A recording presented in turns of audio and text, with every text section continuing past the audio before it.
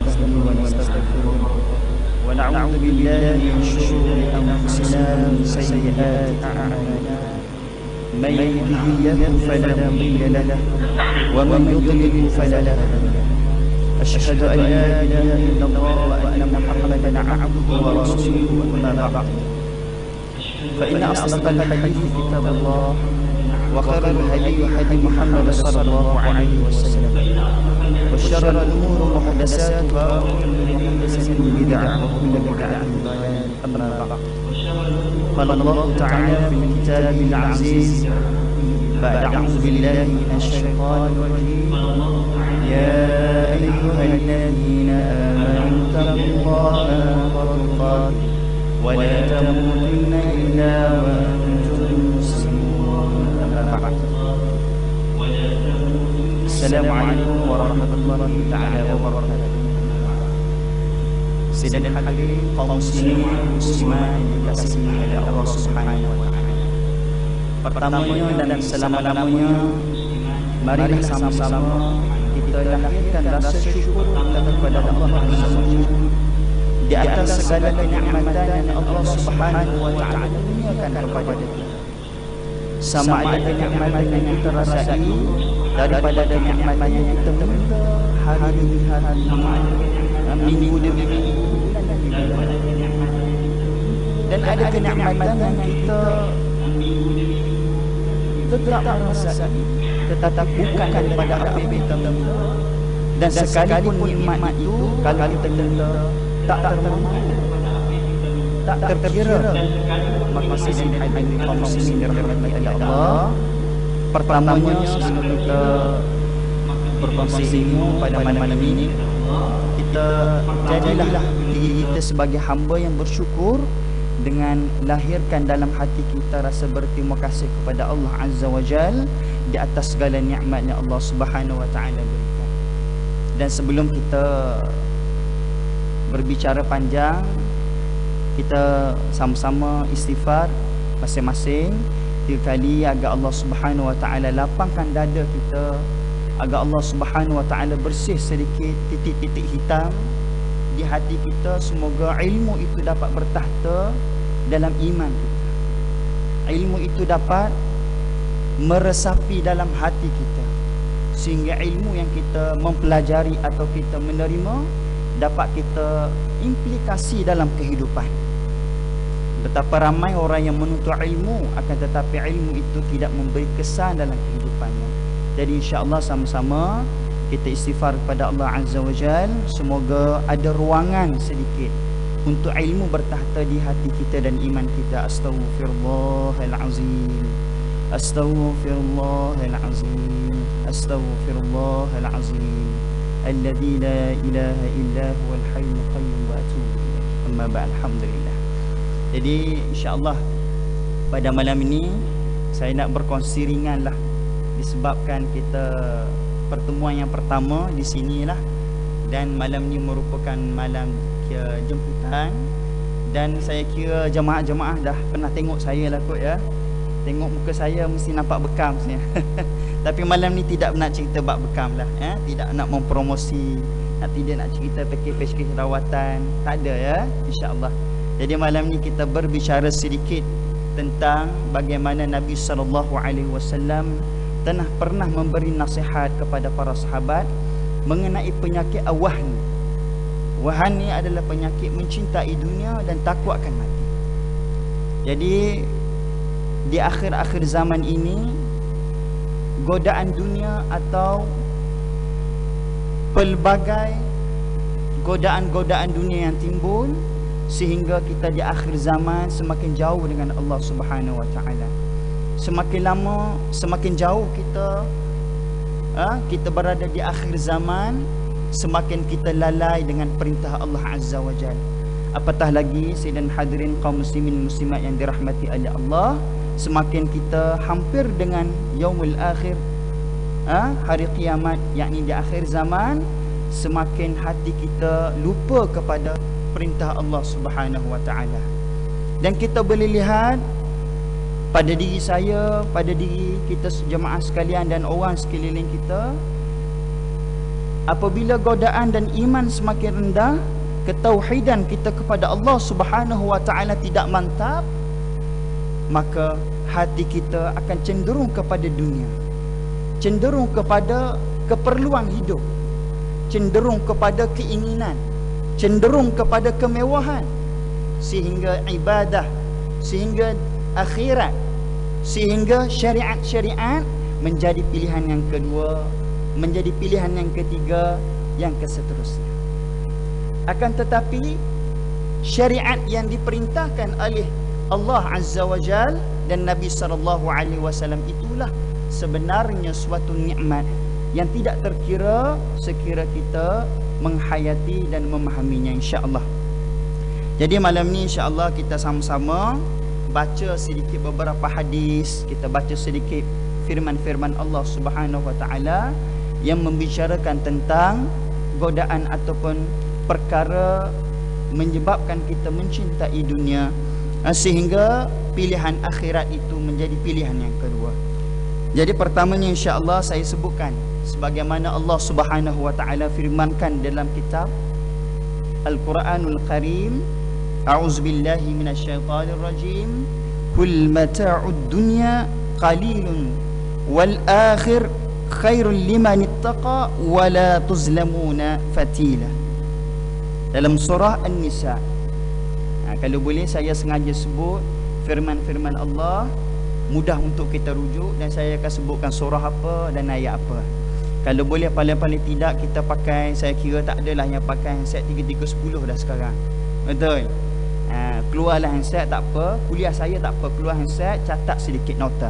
Kalau tak bawa buku, tak bawa apa, gunakan manfaat teknologi itu sebagai ibadah. Catat sikit ayat berapa yang saya sebut, supaya balik rumah kita boleh sedikit buat rujukan ataupun kita buat sedikit muhasabah dengan firman-firman Allah Subhanahu wa taala yang saya utarakan pada malam ini, insya-Allah. Yang pertamanya saya nak kongsikan firman Allah Subhanahu wa taala dalam surah An-Nisa ayat 77. Qul mata'ul dunya qalilun wal akhir. Allah Subhanahu wa taala berfirman, kesenangan di dunia ini hanya sebentar, dan di akhirat itu lebih baik untuk orang-orang yang bertakwa, dan kamu tidak akan dianiaya sedikit pun. Firman Allah yang pertama ini, Allah Subhanahu wa taala memberi nasihat dan memberi suatu kesedaran kepada hamba-hambanya yang mukmin lagi muslim. Syaratnya muslim.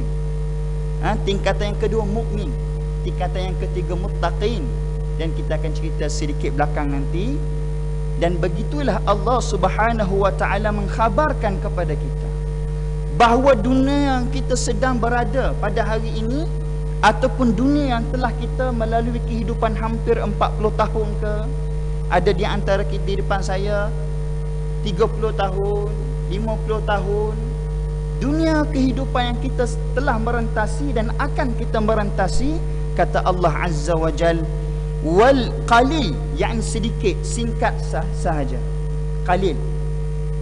Akan tetapi wal akhiratu khairul liman ittaqa, akan tetapi kehidupan ataupun akhirat itu lebih baik untuk orang-orang yang bertakwa.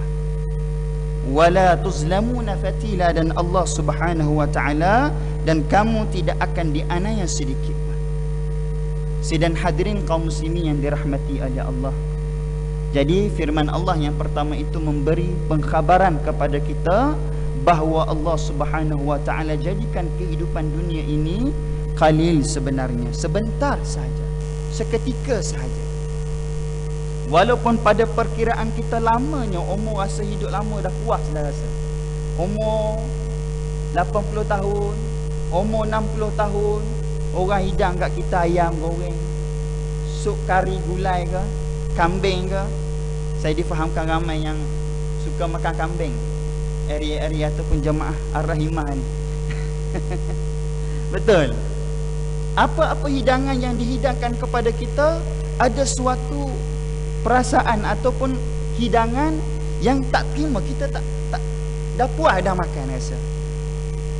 Makan ikan, ada setengah-setengah orang tak suka makan ayam kerana limitnya Allah Subhanahu wa ta'ala jadikan di dunia itu sebentar sahaja.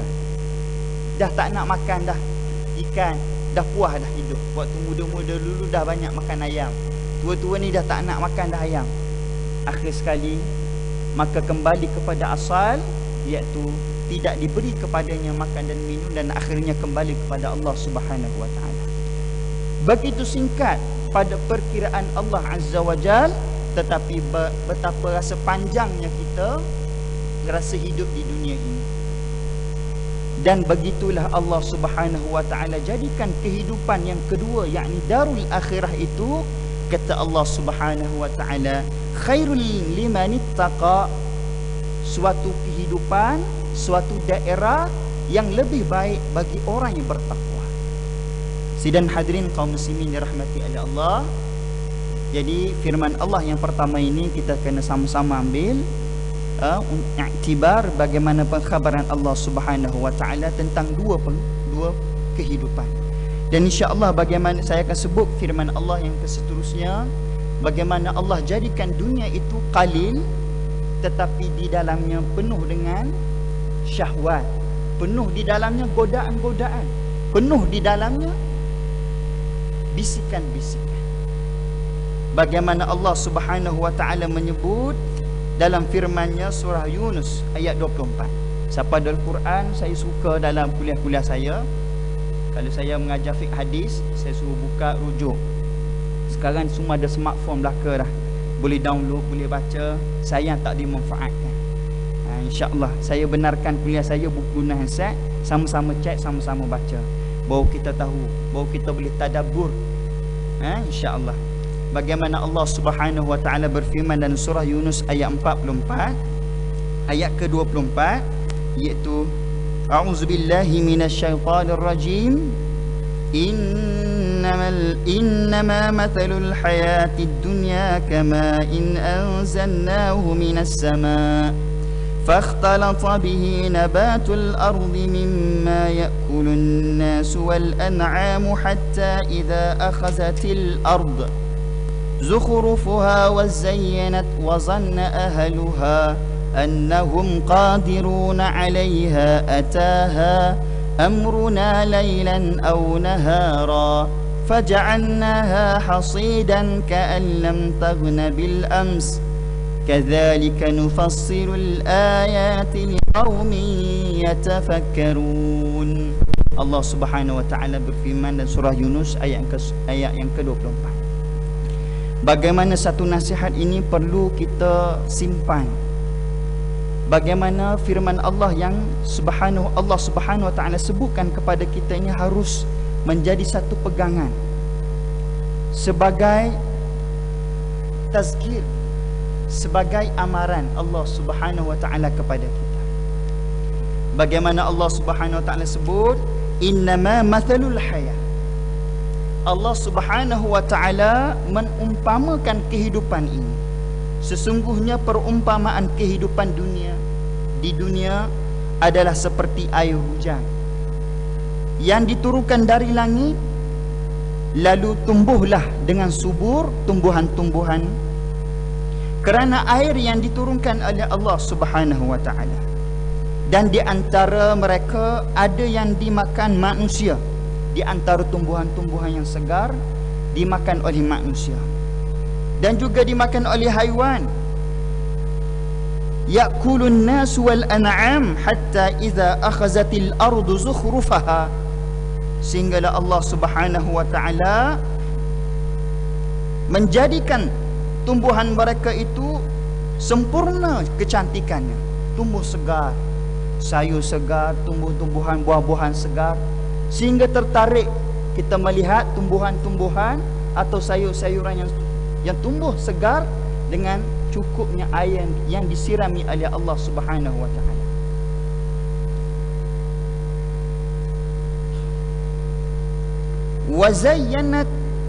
وزينت وظن أهلها أنهم قادرون عليها أتاها أمرنا.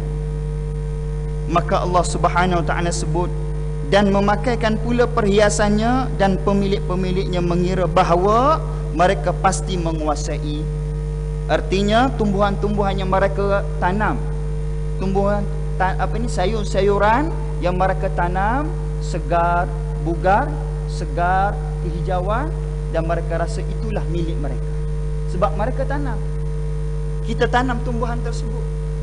Tetapi Allah Subhanahu wa taala menyebut di sini, tiba-tiba datanglah azab kepadanya. Di waktu malam dan siang, lailan wa nahara, faja'alnaha hasidan. Datanglah azab ataupun bencana di waktu malam dan siang, lalu kami jadikan tanaman-tanaman mereka laksana tanaman-tanaman yang sudah disabit, seakan-akan belum pernah tumbuh kemarin. Kadzalika nufassilul ayati liqaumin yatafakkarun. Maka Allah sebut kepada kita, demikianlah kami jelaskan, kami tunjukkan tanda-tanda kebesaran kami, kekuasaan kami kepada orang-orang yang berfikir. Allahu Akbar. Sidang hadirin muslimat, muslimin, muslimat yang dikasihi sekalian, bagaimana Allah Subhanahu wa taala menggambarkan kehidupan dengan perumpamaan tanaman yang disirami tanaman itu sehingga subur, kehijauan, dan tertarik di hati manusia melihatnya. Sehingga orang sakit pun kadang-kadang tengok apa musim buah, durian. Orang cium manis pun tengok tak boleh makan. Tapi tengok Allahu Akbar, datang musangking di depan. Betul ke tidak? Buah-buahan yang sehingga tertarik hati mereka kepada tumbuhan dan tanaman-tanaman tersebut, sehingga mereka merasakan tanaman yang segar, tumbuh yang kehijauan itu, itulah hak mereka. Akan tetapi salah, Allah Subhanahu wa taala menunjukkan kebesarannya dengan datang suatu bencana yang mematikan semua tanaman-tanaman tersebut, sehingga mereka melihat tanaman tersebut seolah-olah tak pernah ditanam. Dan begitulah Allah Subhanahu wa taala ingin menunjukkan kebesarannya. Allahu Akbar. Artinya dunia yang Allah Subhanahu wa taala ciptakan ini adalah dunia yang Allah jadikan di dalamnya perhiasan, Allah jadikan di dalamnya keindahan-keindahan, Allah memberi kemewahan-kemewahan, Allah memberi keselesaan-keselesaan, sehingga kita rasa itulah hak kita, sehingga kita rasa itulah milik kita. Allah memberi kerajaan, kita rasa itulah kerajaan kita. Allahu Akbar. Tetapi ingatlah, kalau Allah Subhanahu wa taala ingin memberi tunjuk ataupun Allah ingin menunjukkan tanda-tanda kebesarannya dengan Allah menghapuskan segala nikmat yang diberikan olehnya itu, maka tiada seorang pun boleh menghalang. Bagaimana Allah memberi perumpamaan dalam surah Yunus ayat yang ke-24 ini. Dan kita boleh lihat tuan-tuan, ada di antara dalam masyarakat kita, dan ada pengalaman saya berkenalan dengan seorang hamba Allah yang diberi kepadanya segala kemewahan, yang diberi kepadanya segala keselesaan. Nak apa dunia semua dia dapatlah. Rumahnya, keretanya, duitnya, Masya Allah, titlenya, subhanallah. Tetapi Allah Subhanahu wa ta'ala ingin memberi suatu pengajaran ataupun memberi suatu tazkir, peringatan kepadanya, dengan menguji, menghilangkan sedikit demi sedikit harta yang dia miliki, sehingga dia merasakan dunia ini tiada artinya. Wala haula wala quwwata illa billahil aliyil azim. Sedangkan dia tadi tidak menyedari bahawa begitulah kehidupan di dunia ini. Jadi insya-Allah kita akan sambung, kita baca seterusnya firman Allah, bagaimana Allah menyebut sekali lagi kepada kita apa godaan-godaan, keinginan yang Allah Subhanahu wa taala kurniakan kepada kita, sehingga kita tertarik kepada keduniaan ataupun keindahan yang Allah Subhanahu wa taala ciptakan di atas muka bumi ini. Bagaimana firman yang seterusnya kita baca. Bagaimana Allah Subhanahu wa taala menyebut dalam surah Al-Hadid ayat yang ke-20. A'udzubillahi minasyaitonir rajim. A'lamu annamal hayatud dunya la'ibun wa lahwun wa zinatun wa tafakhurun bainakum wa takathurun fil amwali wal awlad kamathali ghaythin a'jaba al-kuffara nabatuhu thumma yahiju fatarahu musfarra thumma yakunu hutama وفي الآخرة عذاب شديد ومغفرة من الله ورضوان وما الحياة الدنيا إلا متاع الغرور. Surah Al-Hadid ayat yang ke-20. Sekali lagi Allah Subhanahu wa taala menjelaskan kepada kita dengan godaan-godaan yang Allah Subhanahu wa taala jadikan di atas muka bumi. Dengan maksudnya, ketahuilah bahawa sesungguhnya kehidupan di dunia ini hanyalah permainan. Allah Subhanahu wa taala sebut, "Annamal hayatud dunya la'ibun wa lahwun." Sesungguhnya kehidupan dunia itu adalah hanya permainan dan suatu yang melalaikan. Wazinatun wa tafakhurun bainakum wa takathurun fil amwali wal aulad.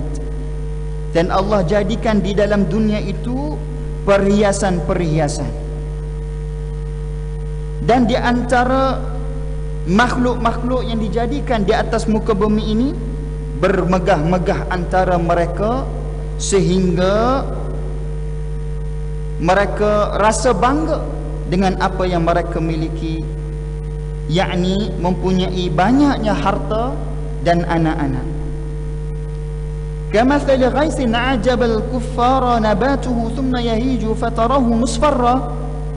Dan Allah sebut bagaimana Allah umpamakan sekali lagi dunia ini dengan tumbuhan seperti hujan yang tanaman-tanamannya mengagumkan para petani, kemudian tanaman itu menjadi kering dan kelihatan warnanya kekuning-kuningan, kemudian menjadi hancur, dan di akhirat nanti ada azab yang keras dan ampunan dari Allah Azza wa Jal serta keradaannya.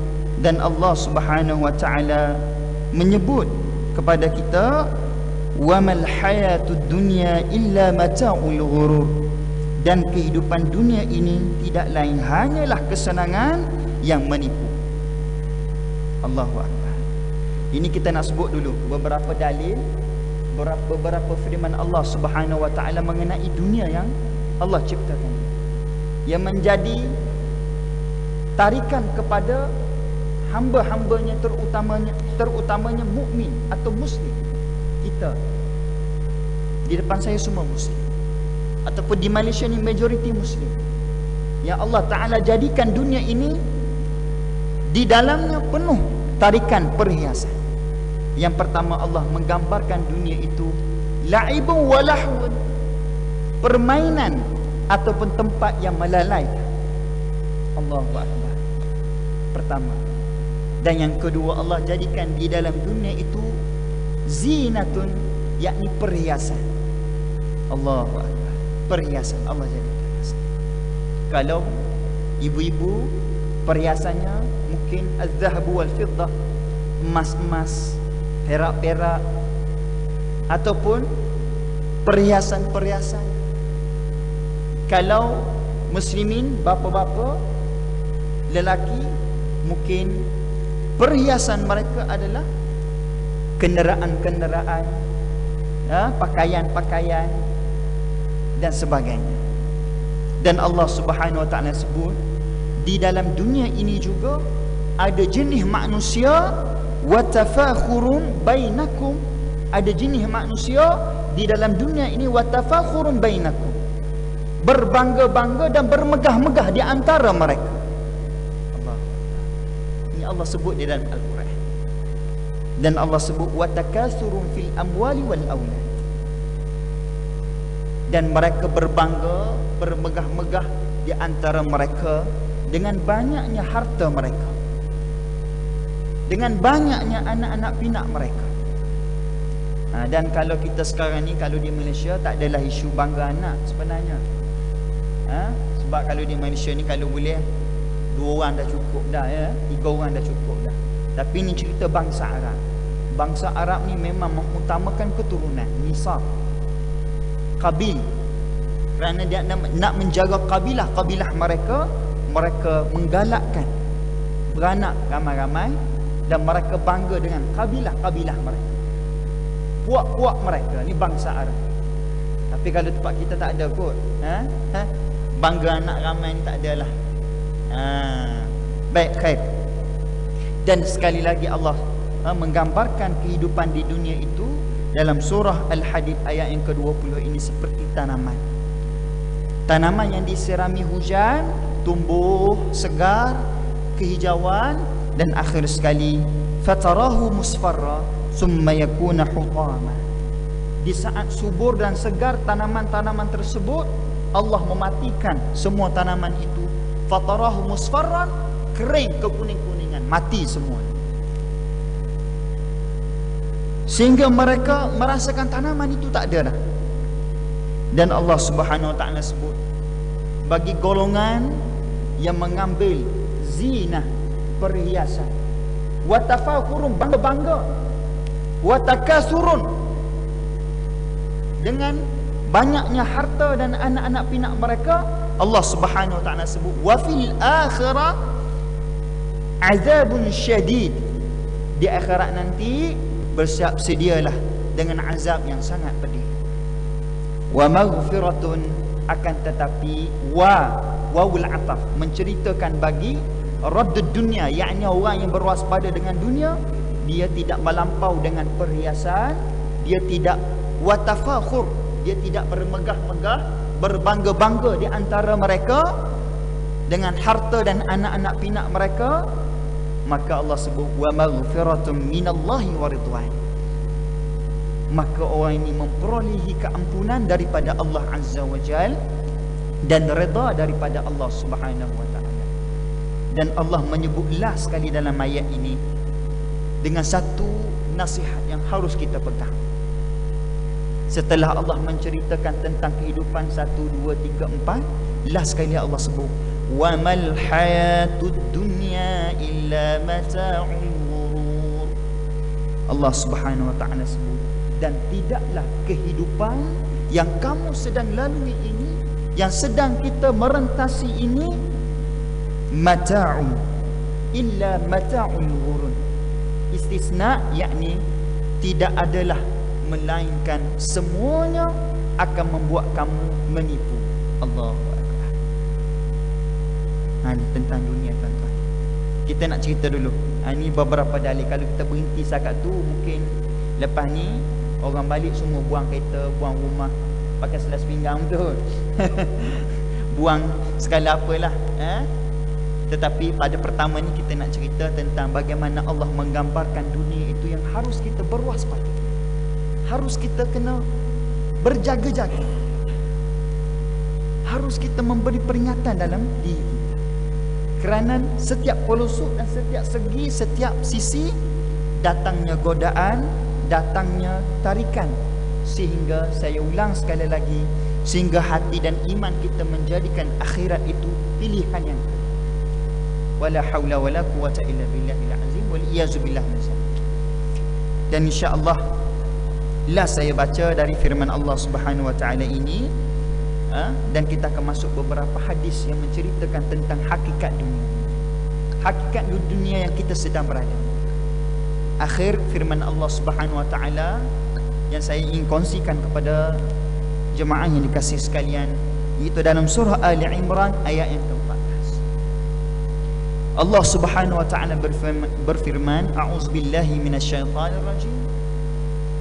زين للناس حب الشهوات من النساء والبنين والقناطير المقنطرة من الذهب والفضة wal khaylil musawwamati wal an'ami wal harth dzalika mata'ul hayatid dunya wallahu 'indahu husnul ma'ab. Surah Al-Imran ayat yang ke-14. Inilah kemuncak yang Allah Subhanahu wa taala sebutkan. Satu persatu Allah menjelaskan apa yang menjadikan zinah itu, apa yang Allah jadikan zinah. Dan Allah Subhanahu wa taala sebut di sini dalam firman dalam surah Ali Imran ayat yang ke-24.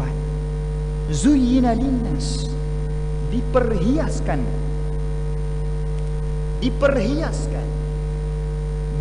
bagi manusia-manusia. Ini Allah khususkan pula. Kalau ayat tadi kita baca tadi tak kena ke batang hidung manusia, mungkin lembu termasuk, kambing termasuk. Tarikan kepada dunia ni, lembu pun makan. Lembu tengok rumput ataupun tumbuhan segar, dia pergi makan tanpa tahu halal dan haram. Betul. Ini tadi kita baca firman Allah tadi termasuk binatang dan segala makhluk. Dan ayat yang ini menjelaskan sebenarnya Allah tujukan kepada siapa, yakni Allah tujukan kepada manusia. Dengan Allah Subhanahu wa taala berfirman, zuyyina linnas, diperhiaskan, dipertontonkan kepada manusia hubbus syahwat, kecintaan kepada apa-apa yang dia ingini. Dijadikan, terjemah yang mudah, Allah Ta'ala jadikan syahwat kepada manusia dengan ada hub, cinta, keinginan. Maka para ahli tafsir menyebut, di antara tafsir Jailani fi Zilal Al-Quran menyebut bahawa di sini Allah Subhanahu wa taala menjadikan fitrah. Allah menjadikan fitrah setiap tubuh badan manusia itu dengan syahwat, dan dalam syahwat itu mempunyai hub, keinginan, kehendak, cinta. Allahu Akbar. Inilah godak yang sangat besar, iaitu Allah jadikan keinginan atau kecintaan dalam syahwat kita. Tuan-tuan yang dikasihi sekalian, muslimat, muslimin yang dikasihi sekalian, iaitu Allah jadikan hubbus syahwat itu, keinginan dalam syahwat kita, minan nisa, daripada wanita-wanita. Allahu Akbar. Pertama, Allah jadikan wanita-wanita itu menjadi fitrah kepada manusia. Bagi lelaki, yang pertamanya ini Allah sebut, bagi lelaki itu hubbus syahwatu minan nisa, nak kepada perempuan. Allahu Akbar. Teranglah kita tengoklah sekarang tuan-tuan, kerana ini satu fitrah, maka kita tidak boleh melanggar. Kadang-kadang kita ada sekarang, siapa dah beristeri, saya yakin ada depan saya ni majoriti belum beristeri. Betul. Baru iswan. Baru iswan. Is2 isteri. Is4 tak adalah, jarang-jarang. Kadang-kadang, jarang-jarang. Tetapi semua ni belum beristeri lah. Kalau orang tanya dah beristeri ke belum, jawabnya belum lagi. Belum lagi beristeri, tetapi sudah beriswan. Bagaimana kita boleh melihat syahwat yang Allah Ta'ala jadikan kepada manusia, terutamanya lelaki itu, hubbus syahwatu minan nisa. Hubbus syahwatu minan nisa, iaitu nak kepada perempuan. Dan kita boleh lihat sekarang, walaupun kita ada isteri, dah hidup 20 tahun, umur dah meningkat dah, ataupun yang masih muda,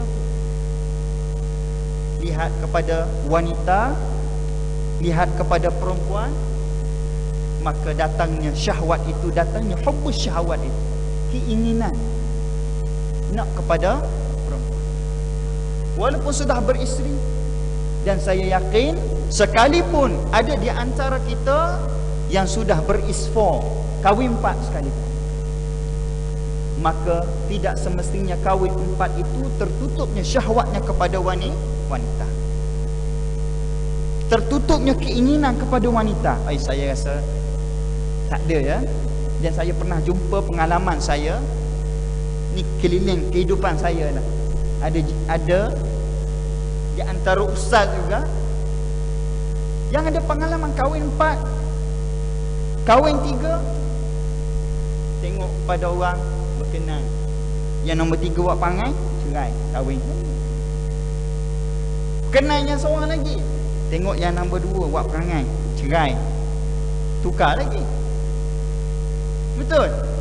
Pergi satu tempat, berkenan, tengok nombor 4 ni, asyik nak duit je kata kan, ataupun nasihat anak dengar, go out ataupun let go. Let go, ganti lagi. Ini pengalaman saya dalam hidup. Artinya kita tak nak kata apa, tetapi itulah yang Allah Subhanahu Wa Taala jadikan fitnah ataupun keinginan kepada fitrah manusia itu bagi lelaki, yakni syahwati minan nisa, keinginan kepada wanita. Yang kedua Allah Subhanahu Wa Taala sebut wal banina, iaitu anak-anak, keinginan kepada anak-anak. Dan menjadi fitrah kita juga Allah Ta'ala jadikan manusia ataupun terutamanya orang yang berumah tangga inginkan wal banin, anak-anak. Wal qanatir, Allah jadikan harta yang banyak dari jenis wal muqantarati, yakni perhiasan-perhiasan dari jenis emas dan perak, minaz zahabi wal fiddah. Dan Allah Subhanahu Wa Taala sebut lagi wal khayli musawwamati wal an'am. Dan Allah jadikan di antara keinginan syahwat itu kuda-kuda pilihan dan binatang-binatang ternakan, serta sawah ladang. Itulah Allah sebut zalika mata'ul hayatid dunya wallahu 'indahu husnul ma'ab. Dan itulah kesenangan hidup di dunia, dan di sisi Allah lah tempat kembali, dan yang sebaik-baiknya adalah syurga. Sidang hadirin kaum muslimin dirahmati oleh Allah, maka inilah firman Allah. Saya nak tutupkan dengan firman Allah tentang berkaitan hakikat dunia. Masa waktu bunyi, jam bunyi masa waktu. Bagi tahu ya. Bagaimana Allah Subhanahu Wa Taala sebut secara terang dan jelas kepada kita bagaimana Allah jadikan di dalam dunia itu, dan Allah menjadikan fitrah kepada manusia, terutamanya kita, iaitu keinginan kepada wanita, harta, anak-anak pinak, kenderaan-kenderaan. Kuda ni motor laju lah, kenderaan laju. Wal khayl wa musawwamah. Tanya semua lelaki, nak kereta Porsche tak kalau bagi free? Betul ke tidak? Mesti nak. Nak motor besar ke tidak? Nak. Tanya lelaki mana tak ada. Kalau ada tak ada nak pakai macam tu, nafsu tu bermasalah. Betul ke tidak? Bermasalah lah. Cuma tak mampu sahaja. Cuma tak mampu. Tetapi semua yang dihiaskan oleh Allah Subhanahu Wa Taala itu, Allah sebut zalika mata'ul hayatid dunya. Itulah kesenangan dunia. Itulah perhiasan yang ada, yang terdapat di dalam dunia. Wallahu 'indahu husnul ma'ab.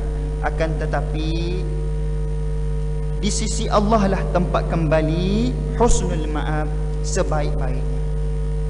Sidang hadirin kaum muslimin dirahmati oleh Allah, Allah Subhanahu Wa Taala memberi nasihat kepada kita dari firman ini, bahawa Allah menjadikan godaan-godaan yang Allah Ta'ala sebut tadi, dan Allah menyebutkan kepada kita bahawa kembali kepada Allah, menjadikan Allah itu pilihan yang paling utama, itu adalah husnul ma'ab, sebagai tempat kembali yang sebaik-baiknya.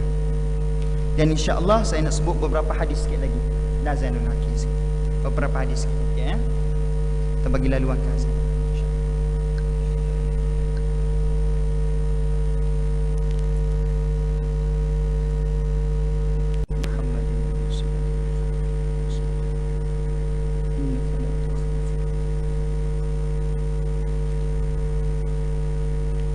Alhamdulillah. Kita sambung sikit lagi boleh? Disebabkan ni jemputan, sikit lagi kita habiskan.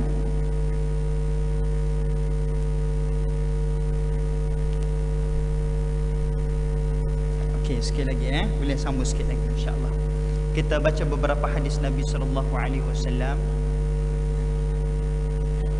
Yang saya baca sebenarnya ni dia terdapat dalam satu kitab sebenarnya ni. Kalau tuan-tuan boleh balik rumah, cari satu kitab terjemahan kepada Tibbul Qulub karangan Ibn Qayyim Al-Jauziyah yang menceritakan perihan hati dan perkara yang merosakkan hati. Dan di antaranya penyakit al-wahn, penyakit hati, penyakit cinta dunia. Jadi dalam tu disebut, dan di antara buku terjemahannya di sini firman-firman Allah yang boleh tuan-tuan boleh terjemah secara mudah. InsyaAllah tuan-tuan boleh ambil iktibar insyaAllah. Maka cari ada jual di luar insyaAllah. Jadi kita baca sedikit hadis Nabi SAW menceritakan bagaimana menunjukkan gambaran kepada kita tentang hakikat dunia. Di antara hadis yang pertama saya nak bacakan kepada kita semua daripada Abu Hurairah radhiyallahu anhu meriwayatkan bahawa Rasulullah sallallahu alaihi wasallam bersabda, "Ad-dunya mal'unah, mal'unun ma fiha illa dzikrullah wa ma walahu 'aliman aw muta'alliman." Hadis ini diriwayatkan oleh Imam At-Tirmizi dan dengan riwayat yang sahih. Nabi sallallahu alaihi wasallam menggambarkan dunia kepada kita, dunia itu terlaknat dan terlaknat apa yang ada di dalamnya kecuali zikrullah wa ma walahu amal ketaatan kepada Allah Subhanahu wa taala wa aliman au muta'alliman dan seorang alim atau penuntut ilmu. Allahu akbar. Pegang sikit beberapa poin yang Allah sebenarnya Nabi sallallahu alaihi wasallam berikan kepada kita. Ini beberapa nasihat-nasihat yang perlu kita letak tingkatannya pertama kerana datangnya dari Nabi sallallahu alaihi wasallam. Bagaimana Nabi sallallahu alaihi wasallam menasihatkan kepada kita dengan menyebut tentang dunia ini terlaknat. Dan terlaknat apa yang ada di dalamnya, semua boleh mendatang kelaknatan. Yang kita sebut tadi dalam firman Allah, wanitanya, perhiasan-perhiasannya, kemegahan-kemegahannya, semua akan mendatangkan kepada kita dapat laknat daripada Allah Azza wa Jalla. Akan tetapi kata Allah, terpeliharanya laknat di dunia itu kecuali zikrullah, zikir kepada Allah. Allahu akbar. Sangat beruntung bagi umat Nabi Muhammad sallallahu alaihi wasallam. Sebagai kita umat Nabi Muhammad dan hamba Allah Subhanahu wa taala yang sentiasa melazimi zikir-zikir. Dan zikir ini tuan-tuan dan hadirin kaum muslimin muslimat yang dirahmati oleh Allah, zikir ini tidak memerlukan tempat-tempat tertentu, waktu-waktu yang tertentu, ataupun cara-cara yang tertentu, tidak. Kecuali yang ditetapkan seperti mana salat, zikir selepas salat. Akan tetapi waktu zikir atau ruangan untuk kita berzikir kepada Allah Subhanahu wa taala, ruangannya sangat besar dan bebas. Atas motornya boleh berzikir, di rumah bersama isteri dan anak-anak boleh berzikir. Kita membaca, kita bertafakur selepas salat atau sebelum tidur. Dan kalau kita baca hadis-hadis yang sahih seperti mana yang disebutkan dalam Imam Al-Baihaqi, menyebutkan tentang sunnah Nabi SAW di siang malam, al-yawm wal-lail, siang dan malam, disebut di situ bagaimana zikir Nabi bermula bangun tidur sehingga tidur kembali. Semua kerja buat Nabi SAW ada doanya. Semua perbuatan kita ada doanya. Allahu akbar. Tapi sayangnya kita belum mengetahui ataupun mempelajari hadis-hadis doa-doa yang Nabi sallallahu alaihi wasallam melazimi dalam kehidupan. Jadi Nabi sallallahu alaihi wasallam sebut perkara yang terhalang ataupun terhindar daripada laknat Allah. Yang pertama zikrullah, yang kedua wa ma walahu, yakni amal ketaatan kepada Allah. Amal ketaatan kepada Allah. Dan yang ketiga wa aliman, iaitu orang yang alim, orang yang berilmu. Allahu akbar. Terhindar dia daripada laknat Allah. Terhindar daripada laknat dunia. Dan yang ketiga, yang keempat, muta'alliman, orang yang menuntut ilmu. Seperti tuan-tuan yang ada di sini, alhamdulillah lah. Ini di antara masjid yang saya mengajar yang jemaahnya ramai. Tahniah AJK kerana dapat menarik hati-hati jemaah yang sekeliling ini untuk bersama dalam majlis ilmu dan solat berjemaah. Tahniah. Dan ada 2-3 surau tu masjid saya begini tak seramai inilah. Kira Masjid Ar-Rahimah ni di ranking kedua yang saya mengajar. Yang pertama Ar-Ridwan, saya mengajar memang ramai. Penuh dia. Aktif di sana. Yang kedua saya datang di sinilah tengok ramai, alhamdulillah. Dan Nabi sallallahu alaihi wasallam menjaminkan kepada kita terhindarnya kita daripada laknat dunia orang yang muta'alliman, orang yang sentiasa dalam menuntut ilmu. Alhamdulillah, hadis ini diriwayatkan oleh Imam At-Tirmizi. Dan seterusnya saya nak sebut sikit lagi tentang hadis Nabi sallallahu alaihi wasallam yang membicarakan tentang dunia. Nabi sallallahu alaihi wasallam bersabda, "Inna ad-dunya hulwatun hadiratan wa inna Allaha mustakhlifukum fiha. Fayanzuru kaifa ta'lamuna fattaqud dunya wattaqun nisaa fa inna awwal fitnah Bani Israil kanat fin nisa." Hadis ini diriwayatkan oleh Imam Muslim daripada Abu Hurairah. Sesungguhnya dunia itu manis dan hijau. Allahu Akbar. Dunia itu Nabi SAW menggambarkan sangat manis. Artinya tertariknya dunia ini. Dan kehijauan, yakni dimasukkan sebagai indahnya dunia ini. Allah menjadikan wa innallaha mustakhlifukum fiha. Allah menjadikan kamu berkuasa di atasnya. Yakni kita memimpin dunia ini sebagai khalifah. Allah jadikan kita sebagai khalifah, memimpin dunia yang Allah Ta'ala ciptakan ini. Fayanzuru kaifa ta'lamun, untuk melihat apa yang kalian lakukan. Dan Allah Subhanahu wa ta'ala dan Nabi sallallahu alaihi wasallam menyebutkan lagi kepada kita, kerana itu fattaqun dunya wattaqun nisa, takutlah akan fitnah dunia dan takut jualah kamu kepada fitnah wanita. Kerana fa inna awwala fitnah, sesungguhnya fitnah yang pertama yang menimpa Bani Israil kanat fin nisa, adalah fitnah wanita.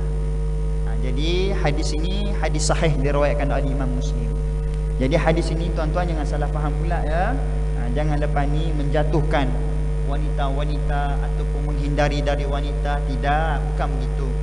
Maksudnya jangan kita bermain-main ataupun mencari fitnah wanita. Melainkan kita ada darur, yakni ada keperluan. Ada keperluan. Kerana fitnah wanita itu sangat dalam, sangat bahaya, sangat bahaya. Dan yang kedua, takutlah akan fitnah dunia, yakni takutlah akan godaan-godaan atau tarikan-tarikan yang terdapat di dunia ini, insya-Allah. Dan akhir sekali saya nak sebut dua sahaja, bagaimana untuk kita menghindari daripada hubbud dunia, cinta akan dunia. Cinta akan dunia. Kalau saya berhenti sakat dalil-dalil tadi, hadis-hadis tadi saya berhenti, saya takut balik lepas ni ada yang buang dunia. Tak nak kita macam tu. Dan agama kita bukanlah cinta akhirat itu sehingga pinggirkan dunia, tidak, bukan. Tetapi ada caranya untuk untung di dunia dan beruntung juga di akhirat. Bagaimana disebutkan oleh Imam Ibn Qayyim Al-Jauziyah dan juga disebutkan dalam kitab Hikam juga kalau kita baca betul-betul.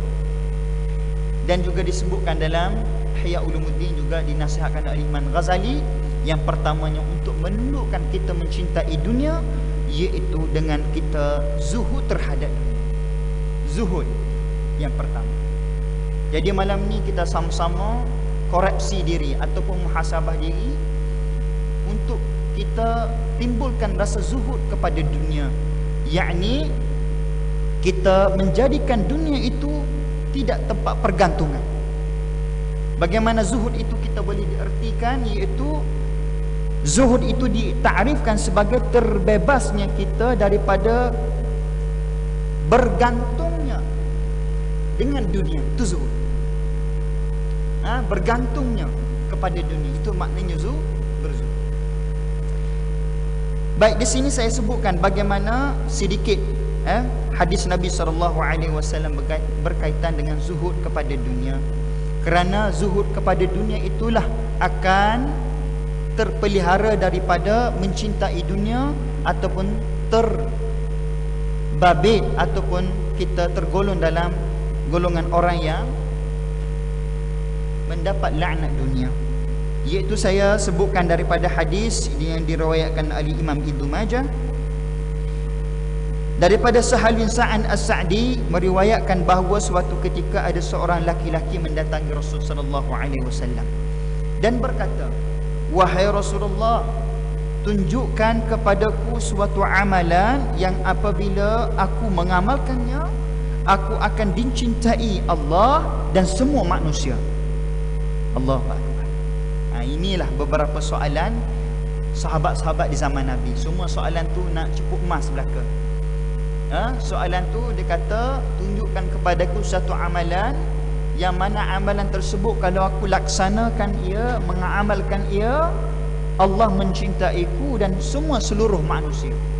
Maka Nabi SAW menjawab soalan Sahal bin Sa'ad, iaitu izhad fid dunya yuhibbuka Allah wazhad fiha fi aidin nasi yuhibbuka. Kata Nabi SAW, izhad fid dunya, zuhudlah kamu terhadap dunia, nescaya Allah akan mencintaimu, dan zuhudlah kamu kepada terhadap apa yang ada di tangan manusia, nescaya mereka akan mencintaimu. Allahu Akbar. Faham ke tuan-tuan bagaimana Nabi SAW? Hadis ini diriwayatkan oleh Imam Ibnu Majah dengan riwayat yang sah, dengan riwayat yang sahih, dengan riwayat yang sahih. Jadi Nabi SAW menasihat kepada kita, zuhud kita kepada dunia, nescaya Allah Subhanahu wa taala mencintai kita. Wazhad fima fi aidin nas, zuhud juga kita terhadap apa yang di tangan-tangan manusia, yuhibbuka, nescaya manusia akan mencintai kamu. Artinya apa? Saya ulang sekali lagi, yakni zuhud itu yakni kita terbebas daripada pergantungan sepenuhnya kepada dunia ataupun kepada manusia. Jadi sedikit perlu saya jelaskan di sini. Kadang-kadang kita tersalah faham tentang zuhud. Bagaimana zuhud ini? Dengan makna, dengan kita menjadikan ia bukan tempat pergantungan utama. Kalau kita perlukan uang dalam kehidupan kita, tidaklah kerana uang itu kita muflis. Kalau kita rasa pekerjaan itu suatu keperluan dalam hidup kita, rumah besar dalam hidup kita,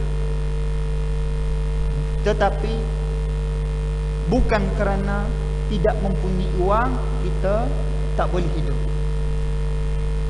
Yang dikatakan orang yang mencintai dunia itu, dia merasakan bahawa kalau uang tak ada maka dia tak boleh hidup. Yang dikatakan zuhud, dia perlukan uang juga, tetapi dia berusaha, akan tetapi uang itu dia tidak menjadikan tujuan yang utama. Qasad dia, tujuan yang utama bukan, tetapi dia merentasi kehidupan, bekerja daripada 8 pagi hingga 5 petang sebagai fitrah kehidupan. Dia makan dan minum sebagai fitrah manusia. Contoh kita kata, kalau tak makan mati, kalau tak minum mati. Maka kita meletakkan pada makanan itu menentukan kita hidup dan mati. Masya Allah, itu kata wah cinta dunia. Nak perlunya kepada makan, perlunya kepada minum. Itu dikatakan wahan cinta dunia. Akan tetapi yang dikatakan zuhud itu, dia memerlukan makan dan minum hanya sekadar fitrah manusia. Tetapi kalau dia usaha untuk makan dan minum, tak dapat dia makan dan tak dapat dia minum. Tetapi bukan itu menentukan ia hidup atau mati. Boleh faham itu yang ditakdirkan sebagai zuhud, yakni tidak bergantung sepenuhnya kepada dunia.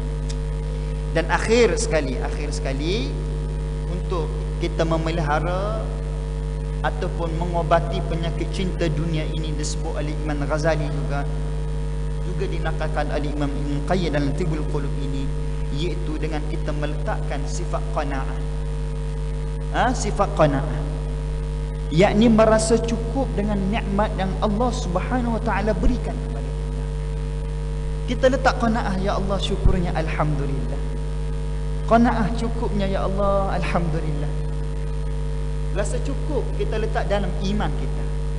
Maka sidang hadirin dirahmati oleh Allah, kalau kita boleh meletakkan sifat qanaah ini dalam diri kita, maka kitalah yang beruntung di dunia dan di akhirat. Dan saya bacakan sedikit satu hadis mengenai tentang qanaah. Disebutkan daripada Abu Hurairah yang diriwayatkan oleh Imam At-Tirmizi. Man kanat al-akhiratu hammuhu ja'ala Allahu ghinahu fi qalbihi wa jama'a lahu shamlahu wa atathu ad-dunya wa hiya raghiyatan wa man kanat ad-dunya hammuhu ja'ala Allahu faqrahu baina 'ainayhi wa farraqa 'alayhi shamlahu wa man lam ya'tihi min ad-dunya illa ma qaddara lahu. Hadis ini diriwayatkan oleh Imam Tirmizi dan juga diriwayatkan oleh Imam Ahmad dalam musnadnya. Ini dah sebagai hadis penutup kuliah kita pada malam ini, dan nak kita sama-sama hayati hadis yang disebutkan oleh Nabi SAW ini. Bagaimana Nabi SAW memberi nasihat kepada kita, barang siapa menjadikan akhirat itu sebagai tujuannya, man kanatil akhiratu hammuhu, sesiapa menjadikan kehidupan akhirat itu hammuhu, keutamaan, pilihan yang pertama. Dia buat kerja untuk apa sebenarnya? Qasadnya, tujuannya untuk apa? Maka Nabi SAW menyebut, sesiapa menjadikan akhirat itu hammuhu, keutamaannya dalam kehidupan, maka ja'alallahu ghina, maka Allah Subhanahu wa taala menjadikan kekayaan. Ghina, menjadikan kekayaan, bukan kekayaan harta dan segala macam, akan tetapi ghinahu fi qalbihi, Allah akan memberi kekayaan di dalam hatinya, yakni ketenangan. Allahu akbar. Wa jama'a lahu shamlahu, Allah akan mengumpulkan kekuatannya. Wa atathu dunya wa hiya raghiyatan, dan dunia akan mendatanginya dalam keadaan tunduk lagi hina. Allahu akbar. Tengok Nabi SAW sebut kepada kita, sesiapa yang mengutamakan akhirat itu akan Allah Ta'ala campak ke dalamnya kekayaan di dalam hati, dan Allah mengumpul segala kekuasaannya, yakni kehendaknya untuk memberi kepadanya mengikut apa yang Allah Ta'ala kehendaki. Dan Allah menyebutkan kepadanya orang yang mengutamakan akhirat itu, wa atatuhu dunya, akan berlumba-lumba, berlari-lari dunia itu mendatanginya, wahya raghatun, dalam keadaan hina dunia tadi. Artinya kalau kita utamakan akhirat, dunia itu datang kepada kita dalam keadaan hina. Kita tak minta kadang-kadang, tapi Allah datang nikmat tersebut. Allahu akbar. Dan ingat nasihat Nabi SAW kedua sebagai penutup kita pada malam ini, wa man kanatid dunya hammuhu, sesiapa yang menjadikan dunia itu pilihan yang pertama. Hammuhu, penting, tak boleh tinggal solat, sanggup ambil riba, sanggup berlaku rasuah, sanggup dan sebagainya kerana dunia, kerana kepentingan dunia. Allahu akbar. Kata Nabi SAW, ja'alallahu faqrahu baina 'ainai, Allah Ta'ala akan menjadikan kefakiran di antara dua matanya, yakni Allah mencampakkan kepadanya ketidaktenteraman, hatinya tak tenteram. Tengok itu tak cukup, tengok ini tak cukup. Tengok itu tak tenang, tengok ini tak tenang, buat ini tak menjadi, buat itu tak menjadi. Allahu Akbar. Faqrahu baina aini, Allah menjadikan kefakiran itu di antara dua matanya. Allahu Akbar. Dan wa farraka alaihi syamlahu, Allah akan memisahkan segala kekuasaannya, yakni Allah melepaskan segala kekuasaannya dan nikmat-nikmatnya, serta walam ya'tihi minad dunya illa ma qaddara lahu, maka dan Allah Ta'ala tidak akan memberi kepadanya dunia kecuali apa-apa yang telah ditetapkan baginya. Ditetap baginya. Artinya apa? Orang yang mengutamakan dunia itu, Allah Ta'ala pertama menjadikan kefakiran di antara dua mata. Ini menjadikan kefakiran dalam jiwa dia tidak tenang. Tidak tenang. Dan Allah Ta'ala sebut Allah akan mencerai-beraikan segala kekuatannya, yakni kudrah-kudrahnya, nikmat-nikmatnya. Dan orang tadi yang mengutamakan dunia tadi, dia akan dapat dengan apa yang dia usahakan. Dan kalau dia bekerja lebih, dia dapatlah. Dia dapat. Tetapi pahala dan ganjaran bertebangan kosong di sisi Allah Subhanahu Wa Taala. Hadis ini diriwayatkan oleh Imam At-Tirmizi, dan insya-Allah kita sama-sama tanam dalam diri kita, tuan-tuan, ibu-ibu, bapa-bapa dikasih sekalian, dua sifat yang akan menghapus semangat cinta akan dunia, iaitu sifat zuhud kepada dunia.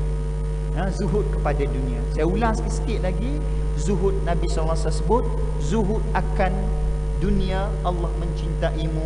Dan zuhud untuk kita mendapat kemuliaan di sisi manusia, zuhud pada apa yang ada pada manusia. Artinya, kalau kita tengok orang tu pakai kereta besar, jangan kita ada nak bukan tak, aku mesti pakai kereta besar. Tak. Kalau orang tu kaya, aku mesti kaya. Allahu Akbar. Zuhud dengan apa yang ada di tangan manusia. Yuhibbuk, akan dicintai, orang akan mencintai kamu. Artinya kita tidak menjadi itu sebagai sasaran kita. Kerana apa? Orang yang tidak zuhud akan dunia akan berlaku hasad dengki, perbalahan, pergaduhan, dan sebagainya. Dan yang kedua, orang yang mempunyai qanaah, merasa cukup dengan apa yang dia miliki, maka Allah Subhanahu Wa Taala akan mencukupkan kehidupannya.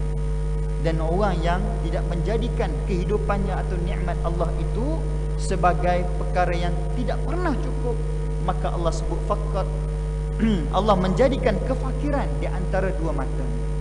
Dan insya-Allah sidang hadirin dirahmati oleh Allah, kita sama-sama kembali kepada Allah Subhanahu Wa Taala, membersih hati kita daripada cinta akan dunia, dan khulasahnya kita jadikan kehidupan kita, setiap gerak-geri kita, tingkah laku kita, iaitu Allah yang di depan, yakni akhirat yang di depan tujuannya, dan dunia itu akan mendatangi kita insya-Allah. Wallahu a'lam bishawab. Mohon maaf, mohon ampun terlajak masa, dan insya-Allah ada soalan ke tak ada ya? Tak ada, insya-Allah tak apa, tak cukup masa dah lewat dah. Wabillahi taufiq wal hidayah. Assalamualaikum warahmatullahi taala wabarakatuh.